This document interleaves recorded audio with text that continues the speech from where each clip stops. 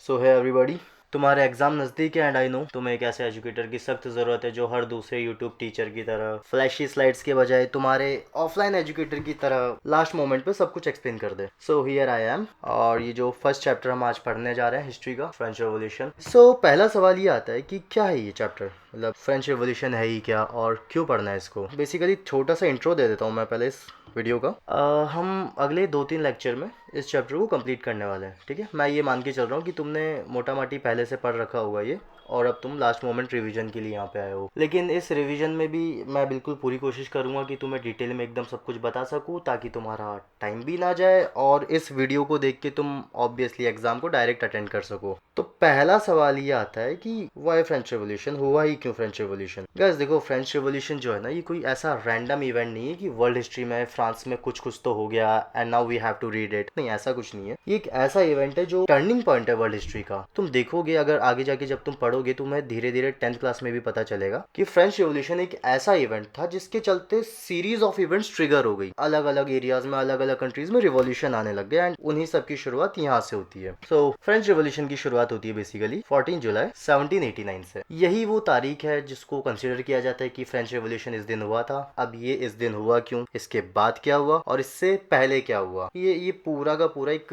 Broad frame हम समझने की इस चैप्टर में कोशिश करेंगे। क्योंकि देखो यार, कोई भी इवेंट होता है अगर, तो ऐसा तो है नहीं कि वो एकदम से हो गया। ऐसा तो नहीं है ना कि एक दिन फ्रांस के लोगों ने सोचा कि यार मज़ा नहीं आ रहा ज़िंदगी में, चलो आज रिवॉल्यूशन कर देते हैं। ऐसा तो हुआ नहीं होगा। कुछ पहले से, बहुत पहले से कुछ तो सिनेरियो ऐसे चलते आ रहे होंगे, या कुछ कुछ तो ऐसा डिज़ाइन तैयार हो गया होगा ना, कुछ तो ऐसा हुआ होगा जिसने ये प्लेटफॉर्म रेडी किया, तो लोगों को कन्विंस किया इस बात पे कि चलो यार रिवॉल्यूशन की ज़रूरत है ना, क्योंकि हम लोग बहुत ज़्यादा परेशान हो रहे हैं। मे बी हमारी मोनार्की से, मे बी हमारे सिस्टम से हम बहुत ज़्यादा परेशान हो रखे हैं। सो लोगों ने सोचा कि अब फ्रेंच रिवॉल्यूशन किया जाना चाहिए। तो होता यह है कि 14 जुलाई 1789 की बात है। Paris was in a state of alarm. इसका बेसिकली मतलब ये है कि पेरिस में बहुत ज्यादा अफरा तफरी मची हुई थी। 14 जुलाई 1789 की ये बात है। पेरिस बहुत ज्यादा अलार्मिंग सिचुएशन में है, क्योंकि वहाँ पे किंग जो है वहाँ के लुई 16, उन्होंने कई सारे ट्रूप्स को पेरिस में भेज दिया है। र्यूमर्स इस तरह के फैले हुए हैं यहाँ पे कि किंग ने अपनी आर्मी बुला ली है। अब वो आर्मी लोगों पे ओपन फायर करेगी, लोगों को मारेगी, एंड इस बात से डर के या इस बात से गुस्सा होके लोग सड़कों पे उतर जाते हैं। सो बेसिकली र्यूमर्स फैल जाते हैं, लोग सड़कों पे उतरते हैं। कुछ 7,000 के करीब महिला मर्द सब लोग इकट्ठे होते हैं कहीं पेरिस में टाउन हॉल के सामने, और वहाँ पे ये सब मिलके एक पीपल्स मिलिशिया बनाते हैं ना। पीपल्स मिलिशिया बेसिकली लोग, सब लोग मिल रहे हैं, इकट्ठा हो रहे हैं एंड अपना एक एक एक एसोसिएशन टाइप एक ग्रुप बनाते हैं उस आर्मी के खिलाफ लड़ने के लिए, या अटैक होने से पहले ही अटैक कर देने के लिए। So people broke into government buildings in search of arms. Basically लोग अब गवर्नमेंट बिल्डिंग्स पे अटैक करना शुरू करते हैं, उनको घेरना शुरू कर देते हैं इस उम्मीद में कि हथियार मिल जाए ताकि रिवोल्यूशन लाया जा सके, सरकार को हटाया जा सके। So they march towards eastern part of city. Basically वो पेरिस के ईस्टर्न पार्ट में जाने जाने लगते हैं, जहाँ पे एक फेमस बिल्डिंग है। उस फेमस बिल्डिंग का नाम है द बेस्टाइल फोर्ट्रेस। ठीक है, बेसिकली एक प्रिजन फोर्ट्रेस है जहाँ पे कैदी वैदियों को बंद किया हुआ है। तो वहाँ पे सब लोग अटैक कर देते हैं इन सर्च ऑफ आर्म्स। वहाँ का जो कमांडर है, उस कमांडर को मार दिया जाता है एंड वहाँ के जो लोग कैदी वैदी बंद है वहाँ पे, उनको छुड़ा दिया जाता है। 7-8 ही कैदी थे वहाँ पे, ज़्यादा लोग नहीं थे, पर उनको रिहा कर दिया जाता है, कमांडर को मार दिया जाता है और इस बिल्डिंग को तहस नहस कर दिया जाता है। बेसिकली इस पूरी बिल्डिंग को तोड़ दिया जाता है। अब ये जो बिल्डिंग के टूटे हुए पार्ट्स है, जैसे मान लो ये बिल्डिंग तोड़ दी, अब इसके ईंटें पत्थर, ये जो भी मलबा बचा उसको लोग लेके जा रहे हैं अपने साथ एक याद के तौर पे, क्योंकि एक हिस्टोरिक मोमेंट हुआ ना। ऐसा तो है नहीं कि जो किंग का जो बेस्टाइल फोर्ट्रेस है उसको रोज कोई ना कोई तोड़ रहा है। Once in a blue moon वाला इवेंट है, कभी कभी होता है, तो लोग इसे एक हिस्टोरिकल इवेंट की तरह, इसकी याद की तरह लेके जा रहे हैं इसके पार्ट्स को, ताकि वो एज अ सुविनर उसको सोल्ड कर सके। सुविनर बेसिकली किसी मोमेंट की याद दिलाने वाला जो ऑब्जेक्ट है। लाइक तुम कहीं फॉरेन ट्रिप पे गए हो, तो वहाँ से तुम कुछ लेकर आओगे उस जगह की याद दिलाने के लिए एज अ सुविनर। अब सवाल ये पैदा होता है कि इस बेस्टाइल फोर्ट्रेस पे ये अटैक क्यों किया गया। मतलब डायरेक्ट किंग पे जा सकते थे, या लेट से कहीं भी और अटैक कर सकते थे, बेस्टाइल फोर्ट्रेस को ही क्यों चुना। बस Bastille fortress basically it stood for the despotic power of the king. जो ये बेस्टाइल फोर्ट्रेस प्रिजन है, ये किंग की डेस्पोटिक पावर का सिंबल है। Despotic power is basically, despotism एक वो पावर होती है जहाँ पे किंग अपनी मर्जी से कुछ भी कर सकता है, एक अथॉरिटी बना लेता है, एक एब्सोल्यूट अथॉरिटी जब किंग बना लेता है उसको आप डिस्पोटिज्म कहते हो। और उस डेस्पोटिक पावर का एक सिंबल है ये बेस्टाइल फोर्ट्रेस। ठीक है, और इससे ऑब्वियसली लोग हेट भी करते थे इसी रीज़न से। सो सबसे पहले इसी पे अटैक किया गया। हाँ, लोगों को उम्मीद थी कि इसके अंदर हथियार वगैरह मिलेंगे, सो इस पर अटैक कर दिया गया। ठीक है, अभी जो फ्रेंच रिवॉल्यूशन होता है, जिस वक्त ये लोग ये कर रहे हैं रेवोल्यूशन, इस वक्त इनको पता नहीं है कि बेसिकली कितना बड़ा कांड करने जा रहे हैं ये, कि इनके इस एक्शन को बाद में एज अ वर्ल्ड हिस्ट्री पढ़ा जाएगा इतने सालों बाद भी। एंड सी पढ़ रहे हैं हम लोग। अब जैसा कि मैंने अभी बताया कि कोई भी इवेंट ऐसा तो होता नहीं कि बस वो मुंह उठाया, लोगों को सुबह उठ के रियलाइज़ हुआ हुआ कि यार आज रिवॉल्यूशन करते हैं और उन्होंने रिवॉल्यूशन कर दिया। ऐसा कुछ नहीं है। इससे पहले की पूरी एक हिस्ट्री है, उस हिस्ट्री को समझना ज़रूरी है। उसके बिना हम फ्रेंच रिवॉल्यूशन को समझ ही नहीं सकते। अब पूछोगे तुम फ्रेंच रिवॉल्यूशन को समझना क्यों है सर? सर, फ्रेंच रिवॉल्यूशन को इसीलिए समझना है क्योंकि इस रिवॉल्यूशन की वजह से ना हमें भी कहीं ना कहीं आज़ादी मिली। जो हमारे बाप दादाओं ने, हमारे पुरखों ने यहीं से बहुत सारे आइडियल्स लिए थे, जैसे कि लिबर्टी, इक्वालिटी, फ्रेटर्निटी, डेमोक्रेसी। इस तरह के आइडियल्स कहीं ना कहीं फ्रेंच रिवॉल्यूशन से निकल कर आए हैं और हम आज भी जी रहे हैं इनको। तो इन सब कॉन्सेप्ट्स की रूट, ये सब आइडियल्स है, इन सब की रूट्स फ्रेंच रिवॉल्यूशन में है और हमें ये पढ़ना, हमें ये समझना ज़रूरी है। So now let's talk about French society during the late 18th century. 18th century के टाइम पे फ्रेंच सोसाइटी कैसी है? 14 जुलाई 1789 में जो इवेंट हुआ, इससे पहले की हिस्ट्री क्या थी, हुआ क्यों ये सब? तो ये सब समझने के लिए हमें ये पार्ट समझना पड़ेगा कि सोसाइटी कैसी है इस वक्त। तो गाइस, सोसाइटी की अगर अपन बात करें उससे पहले हम बात करते हैं लुइस 16 की, जो किंग है हमारे फ्रांस के, लुइस 16 सर। लुइस 16 की बात करें अगर अपन 1774 में 20 साल की उम्र में ये फ्रांस की गद्दी पे आके बैठे थे, है ना। ही असेंडेड द थ्रोन इन 1774 और बर्बन फैमिली के हैं बाय द वे। ये जो बर्बन डायनेस्टी है किंग्स की, bourbon family of Kings, family के सपूत हैं जो 20 साल की उम्र में 1774 में फ्रांस की गद्दी पे बैठते हैं। इनकी शादी होती है ऑस्ट्रियन प्रिंसेस मैरी एंटोनेट से। अब जब ये फ्रांस की गद्दी पे बैठते हैं तो इनको एम्प्टी ट्रेजर मिलता है, मतलब जो शाही खजाना है फ्रांस का वो खाली हो रखा है।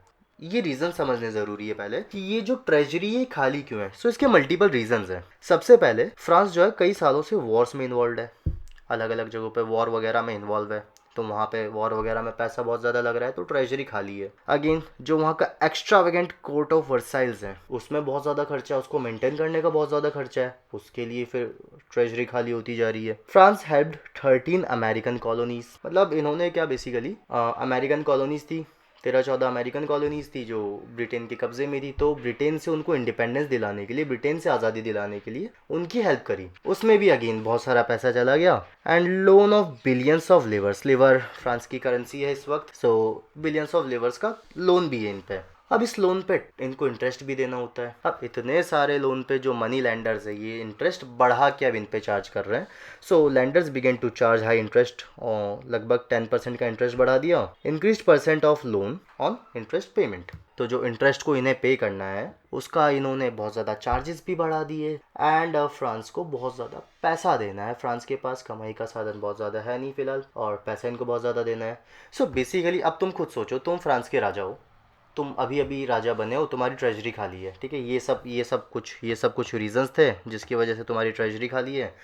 अब तुम्हारे ऊपर सर जिम्मेदारी है कि अपनी जो रोज़मर्रा के काम है तुम्हारे, जैसे कि तुम राजा होने के नाते तुम्हें अपनी आर्मी भी संभालनी है, अपना कोर्ट भी संभालना है, तुम्हें गवर्नमेंट ऑफिस का भी खर्चा निकालना है, यूनिवर्सिटीज़ वगैरह भी चलानी है तुम लोगों को, तो उसके लिए पैसे कहाँ से लाओगे?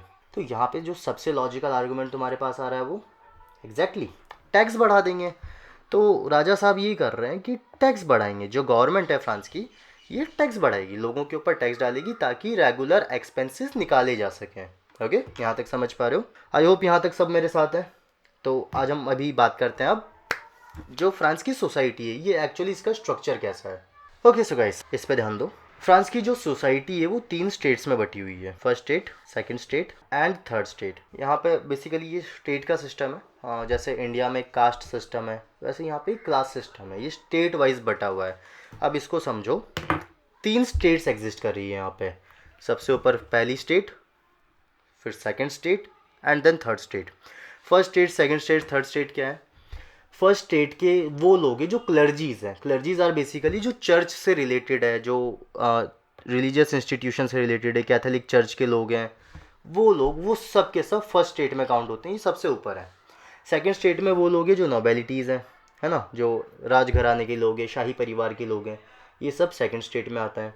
तो इन दो तरह के लोगों से, क्लर्जीज एंड नोबिलिटीज़, इन दो तरह के लोगों से first state and second state मिलके बनी हुई है। अब तीसरी बात करते हैं थर्ड स्टेट की।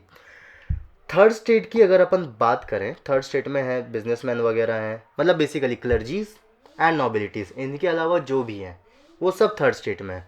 ठीक है, इसकी अगर अपन बात करें थर्ड स्टेट की, सो इसमें बिजनेसमैन है, डॉक्टर्स है, लॉयर्स है, पीजेंट्स है, स्मॉल फार्मर्स है, लेबर्स है, एक्सेट्रा। काफ़ी सारे लोग हैं, काफ़ी सारे प्रोफेशंस के लोग हैं, जहाँ पे कई अमीर लोगों से लेके बिल्कुल भज्जर गरीब लोगों तक हर तरह के लोग हैं यहाँ पे।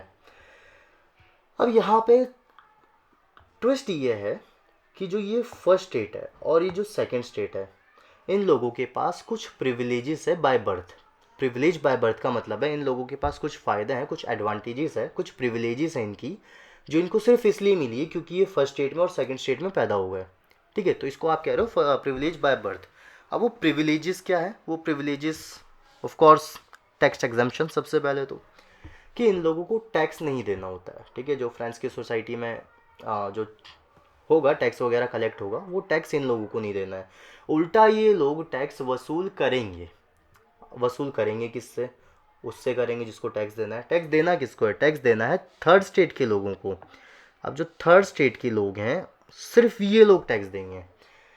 गाइस, अब सिनेरियो ये है यहाँ पे कि जो थर्ड स्टेट है ये मेजॉरिटी पॉपुलेशन बना रहा है फ्रांस की, लेकिन मेजॉरिटी लैंड इनके पास नहीं है। Majority land, majority resources first state and second state के लोगों के पास है। और टैक्स सबसे ज़्यादा क्या टैक्स देना इनको ही है, थर्ड स्टेट के लोगों को टैक्स देना है। और फर्स्ट स्टेट वाले, सेकंड स्टेट वाले कहीं ना कहीं इनसे टैक्स निकलवा लेते हैं, है ना। अब ये कितने टाइप के टैक्स है, किस तरह के टैक्स दे रहे हैं, यहाँ पे दो तरह के आप टैक्स देखोगे। एक तो आप टैक्स देखोगे ये तिथिस, ठीक है, पेड टू चर्चेस, ये एक ऐसा टैक्स है जो बेसिकली एग्रीकल्चर प्रोड्यूस का 1/10 पार्ट आपको चर्चेस को पे करना होगा। और एक डायरेक्ट टैक्स है जो सीधा सीधा स्टेट ले रही है, जिसको हम कह रहे हैं तिली, है ना। ये डायरेक्ट टैक्स है। इसके अलावा रोज़मर्रा की चीज़ों पे जैसे शक्कर, टोबैको वगैरह, इन सब चीज़ों पे जो ये रोज़मर्रा के सब्जेक्ट्स वगैरह हैं, इनके ऊपर बहुत सारे इनडायरेक्ट टैक्स लगाए जा रहे हैं, है ना। तो ये दो तरह के टैक्स हमने पढ़े। आई होप यहाँ तक समझ पा रहे होंगे आप सब। अगले टॉपिक पे हम बात करते हैं, स्ट्रगल टू सर्वाइव, जो आपकी बुक में है। ये टॉपिक बहुत ज़्यादा कॉम्प्लिकेटेड नहीं है। बेसिकली यहाँ पे सिनेरियो ये समझो कि जो पॉपुलेशन ऑफ फ्रांस है वो पिछले कुछ सालों में बढ़ गई है।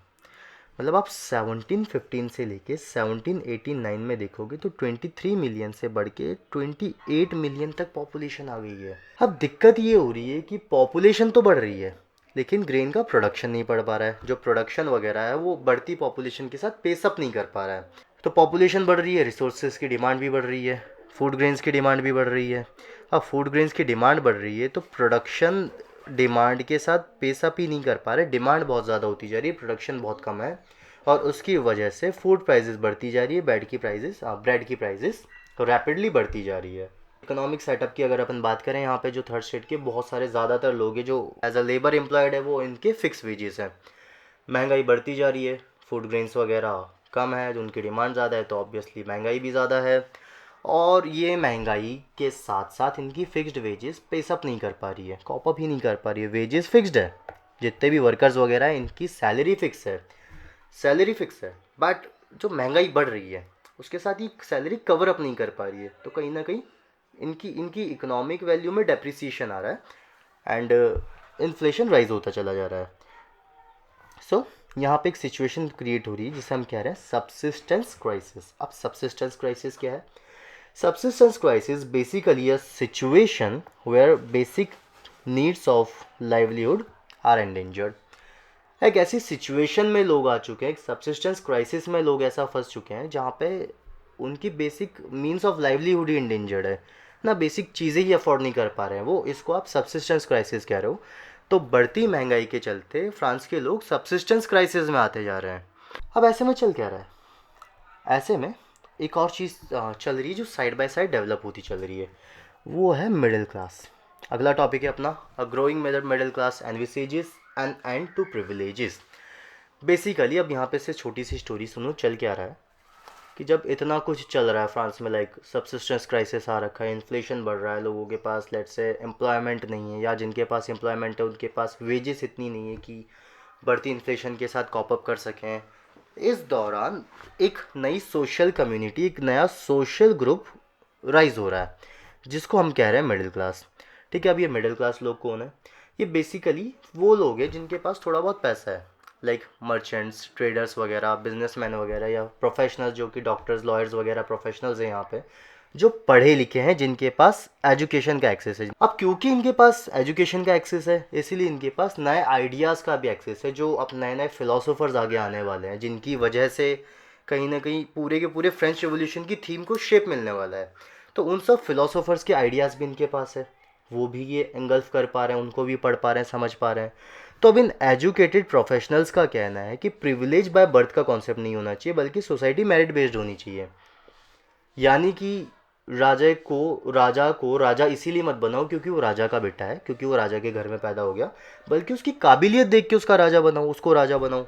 या फिर मेरिट बेस्ड सिस्टम रखो कि जो जितना ज़्यादा काबिल है, उस बेसिस पे उसका सोसाइटल स्टेटस देखा जाना चाहिए, या उसको उस हिसाब से इज्जत मिलनी चाहिए सोसाइटी में।